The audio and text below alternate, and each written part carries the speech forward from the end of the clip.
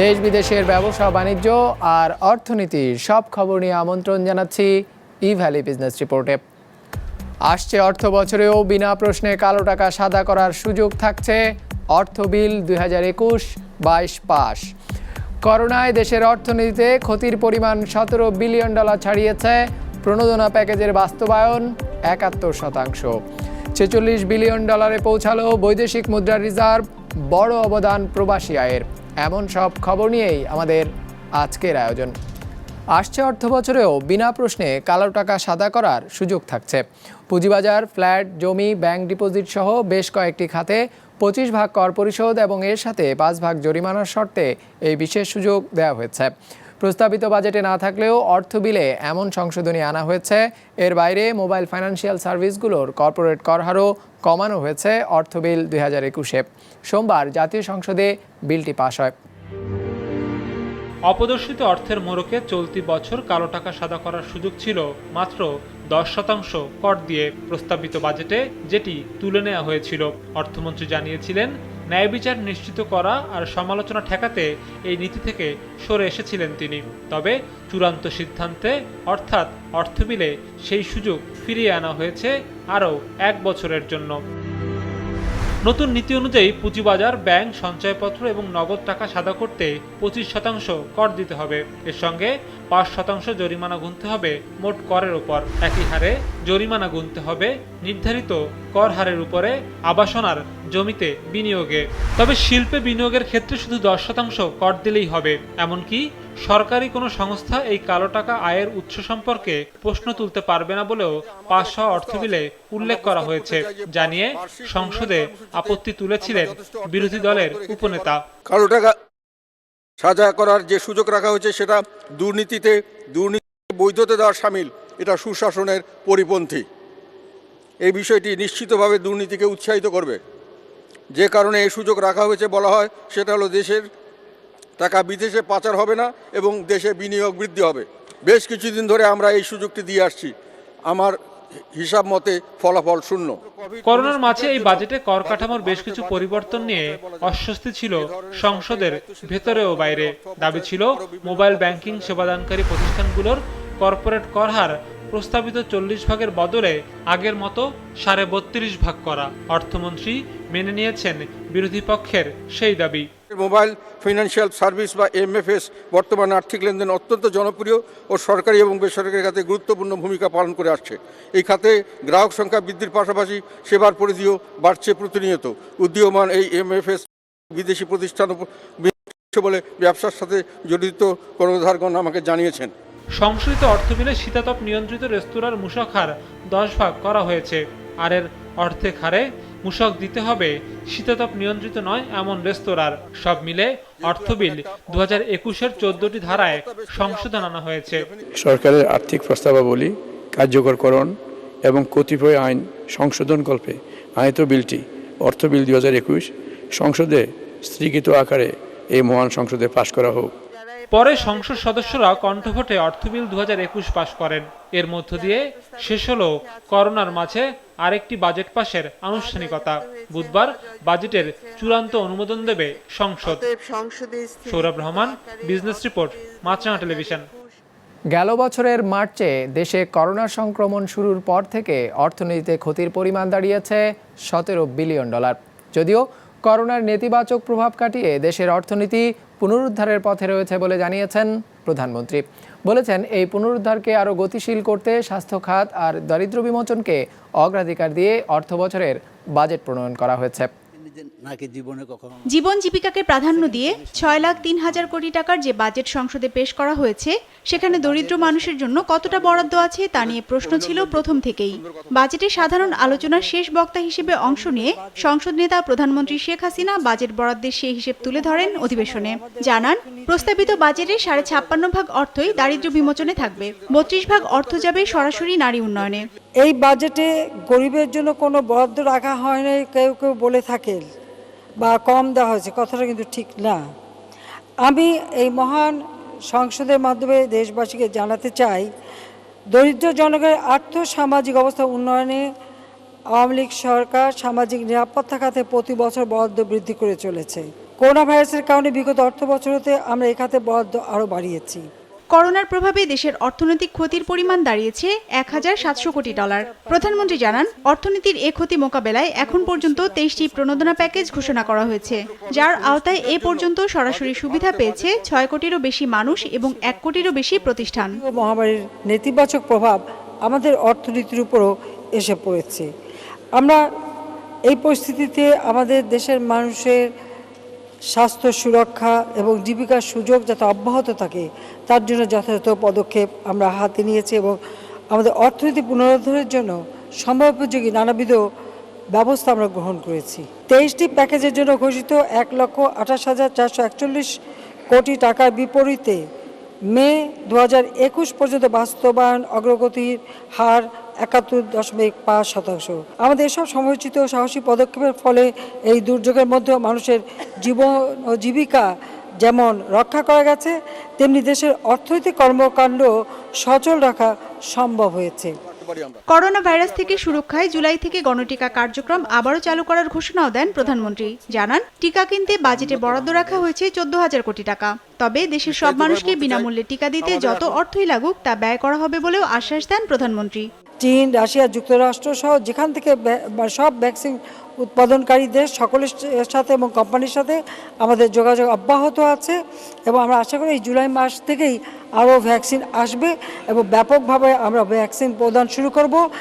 করোনার এই কঠিন সময়ে আসছে অর্থবছর বাংলাদেশকে $200 কোটি বাজেট সহায়তা দেওয়ার জন্য উন্নয়ন সহযোগীদের ধন্যবাদ জানান প্রধানমন্ত্রী তার বক্তৃতায়। হিরজুন মীরা, বিজনেস রিপোর্ট, মাছরাঙা টেলিভিশন। বৈদেশিক মুদ্রা রিজার্ভ $46 বিলিয়ন মাইল ফলক অতিক্রম করেছে। বাংলাদেশ ব্যাংকের রিজার্ভের পরিমাণ এদিন দাঁড়িয়েছে $46.082 বিলিয়ন, যা আগের যে কোনো সময়ের চেয়ে বেশি। মঙ্গলবার এ তথ্য নিশ্চিত করেছে কেন্দ্রীয় ব্যাংক। প্রবাসীদের পাঠানো রেমিটেন্সের উপর ভর করে রিজার্ভ বেড়েছে বলে জানিয়েছে বাংলাদেশ ব্যাংক। তাদের হিসেবে চলতি মাসের 28 তারিখ পর্যন্ত $175.20 লাখ রেমিটেন্স পাঠিয়েছেন প্রবাসীরা, যা গত বছরের একই সময়ের চেয়ে প্রায় $10 কোটি বেশি। চলতি অর্থ বছরের শুরু থেকে 28 জুন পর্যন্ত মোট $2,458.90 লাখ প্রবাসী আয় এসেছে। আগের অর্থ বছরের তুলনায় এবার রেমিটেন্স বৃদ্ধির হার 36.40%। কেন্দ্রীয় ব্যাংক বলছে, আসন্ন কোরবানির ঈদকে সামনে রেখে প্রবাসীরা বিপুল পরিমাণ রেমিটেন্স পাঠিয়েছেন, যার প্রভাব পড়েছে বৈদেশিক মুদ্রা রিজার্ভে। পাবনায় এবার কোরবানির পশুর জন্য প্রস্তুত করা হয়েছে প্রায় 3 লাখ গবাদি পশু। রয়েছে দুম্বা আর বিভিন্ন দুর্লভ প্রজাতির ছাগল। কিন্তু করোনা সংক্রমণ বেড়ে যাওয়ায় বিক্রি নিয়ে দুশ্চিন্তায় রয়েছেন খামারিরা। রাতুল ইসলাম সুমনের ক্যামেরায় উৎপল মির্জার রিপোর্ট। এবার কুরবানির বাজার কাঁপাতে এসেছে দেশের অন্যতম সেরা গরু পাবনার রাজা। 6 ফুট লম্বা আর 10 ফুট দৈর্ঘ্যের বিশাল আকারের এই গরুটির ওজন প্রায় 1300 কেজি। ফ্রিজিয়ান প্রজাতির গরুটি কুরবানির জন্য হৃষ্টপুষ্ট করেছেন সদর উপজেলার জালালপুর গ্রামের রাজু আহমেদ। ইতোমধ্যেই তারকা তকমা পাওয়া গরুটি ঢাকা এবং চট্টগ্রামের পাইকারদের আকর্ষণের কেন্দ্রবিন্দুতে পরিণত হয়েছে। জীবনের ফার্স্টে এই গরু, এত বড় গরু দেখলাম। এটা দেখার জন্য আমি আসলাম। আসলে আমার জীবনে প্রথম এত বড় গরু আমি দেখতে পারলাম। আপনার দাদা এতবার গরু আমার ব্যবসা তো অনেক গরু বেচা কেনা করছি আমি। রাজু আহমেদের দাবি এটিই দেশের সবচেয়ে সেরা গরু। তিনি গরুটির দাম হেঁকেছেন 51 লাখ টাকা। আমার এই গরুটা দেখতে ঢাকা থেকে, চট্টগ্রাম থেকে, বাইরে থেকে বিভিন্ন লোকজন আসতেছে, দেখতেছে, সবাই মোটামুটি পছন্দ করতেছে, দামও দিচ্ছে। আশামূলক দাম পাইলে আমি মোটামুটি গরুটা ছেড়ে দিব। আমি বর্তমানে দাম চাচ্ছিলাম 51 লাখ টাকা। ঈশ্বরদীর পেয়ারাখালীর তরুণ উদ্যোক্তা সোহেল হাওলাদার ভারত থেকে আনা 2টি দুম্বা আর 3টি ইন্ডিয়ান, হরিয়ানা ও তোতাপুরি প্রজাতির ছাগল দিয়ে শুরু করেন খামার ব্যবসা। এরপর আর পেছনে তাকাতে হয়নি। দুম্বা খুব অন্যরকম একটা প্রাণী, নবীর দেশের প্রাণী, ঠিক আছে। আর দুম্বা খুব পছন্দসই জিনিস, আর খামারের জন্য বেশ ভালো, বেশ লাভবান। এটা করলে অসুখ বিসুখ কম হয়, আপনার খুবই অসুখ বিসুখ কম, আপনার এর গ্রোথ খুব তাড়াতাড়ি, আপনার বছরে 100 কেজির মতো ওজন হয় দুম্বাগুলোর। কুরবানির ঈদকে সামনে রেখে ঢাকা ও চট্টগ্রামের ব্যবসায়ীরা এ খামার থেকে সম্প্রতি কিনে নিয়ে গেছে 46টি দুম্বা এবং 30টি হরিয়ানা, তোতাপুরি ও পাকিস্তানি বিটল প্রজাতির ছাগল। আমাদের দেশে এই অপ্রচলিত গৃহপালিত পশু লালন পালন খুব কম দেখা যায়। সেক্ষেত্রে উনি যে উদ্যোগটা গ্রহণ করছে, আমাদের এখানে যারা স্থানীয় বেকার যুবক আছেন তাদের জন্য এটা একটা ভালো আশানুরূপ ফল বয়ে আনবে। ছাগল, দুম্বা বা গারল বা তোতাপুরি পালনের যে প্রচলন আমাদের দেশে চলে আসছে, এটা খুবই অপ্রচলিত, বর্তমান নাই বললে চলে। প্রাণী সম্পদ অধিদপ্তরের কর্মকর্তাদের মতে পাবনাতে এবার কুরবানির জন্য প্রস্তুত রাখা হয়েছে প্রায় 3 লাখ গবাদি পশু। প্রতি বছরই আমাদের প্রায় 1,90,000 থেকে 2 লক্ষ মতো চাহিদা থেকে থাকে। এর উদ্বৃত্তটা আমরা দেশের অন্যান্য জায়গাতে সরবরাহ করে থাকি। গত বছরের মতো এবছরও আমরা ইনশাআল্লাহ প্রায় 1 লক্ষের মতো গরু দেশের অন্যান্য বাজারে আমরা দিতে পারবো বলে আশা রাখি। তবে করোনায় ব্যবসায়িক মন্দায়, দুশ্চিন্তা আর দুর্ভাবনায় দিন কাটছে খামারিদের। উৎপল মির্জা, বিজনেস রিপোর্ট, মাছরাঙা টেলিভিশন।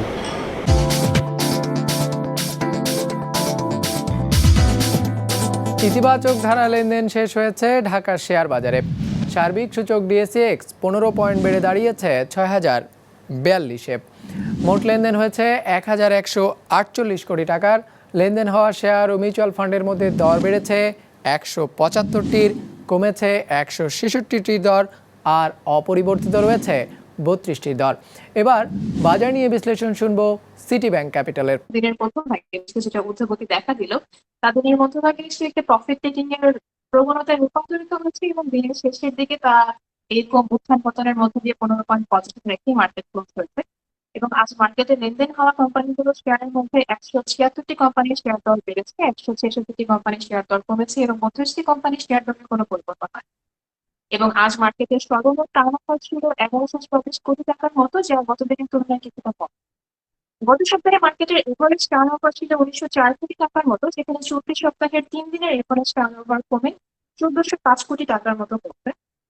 এবার আসা যাক সেক্টরাল পারফরমেন্সে। আজও মার্কেটে টেক্সটাইল সেক্টরের আধিপত্য লক্ষণীয় ছিল। এই সেক্টরটি মার্কেটের টোটাল টার্নওভারের প্রায় 19% কন্ট্রিবিউট করেছে। এবার দেখা যায় individual company performance. Company turnover চার্টের শুরুতেই ছিল বেক্সিমকো। আজ বেক্সিমকোর টোটাল 67 কোটি টাকার মতো ট্রেড হয়েছে এবং দ্বিতীয় তৃতীয়তে ছিল ডেল্টা লাইফ এবং মালেক্সকে। এবং পার্সেন্টেজ অফ গেইনের ভিত্তিতে টপ গেইনার চার্টের শুরুতে ছিল জিম বাংলা, এরপরে ডেল্টা লাইফ এবং জুডিসপে। টপ গেইনার চার্টে আজ লো পেইড আপ শেয়ারগুলোরই মূলত আধিপত্য ছিল। এবার আসা যাক নিউজে। আজ মঙ্গলবার নিউজে পাবলিশ নিউজগুলোর মধ্যে সব থেকে বেশি গুরুত্বপূর্ণ ছিল ব্যাংক এশিয়া লিমিটেডের একজন স্পন্সর ডিরেক্টর কর্তৃক শেয়ার ক্রয়ের ঘোষণা। তিনি মার্কেট প্রাইসে আগামী 30 দিনের মধ্যে 5,50,000 শেয়ার ক্রয়ের জন্য ইন্টেনশন প্রকাশ করেছেন। মোবাইল কংগ্রেসের প্রথম দিনেই নতুন স্মার্ট ওয়াচ নিয়ে হাজির হয়েছে টেক জায়ান্ট স্যামসাং, যাতে গুগলের অ্যাপ এবং সেবাগুলো ব্যবহারের পাশাপাশি পাওয়া যাবে স্মার্টফোন পরিচালনার সুবিধাও।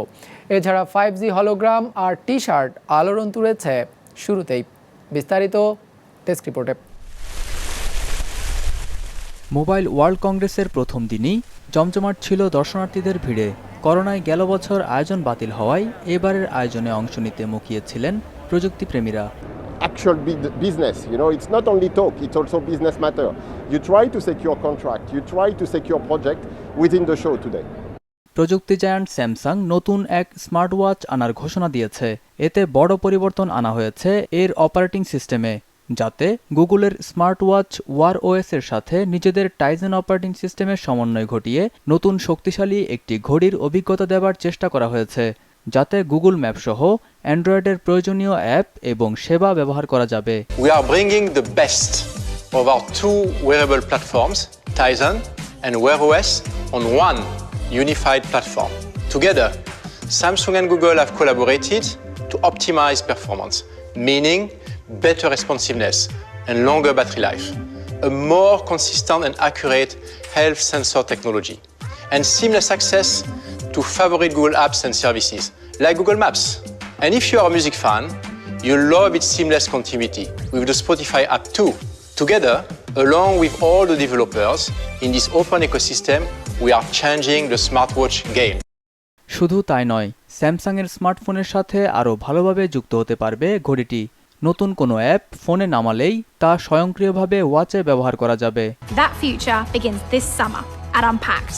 I can't tell you everything, but what I can share is that you'll get a seamless One UI experience on top of the new platform on our Galaxy watches. This means stronger alignment and integration between Galaxy smartphones and smartwatches.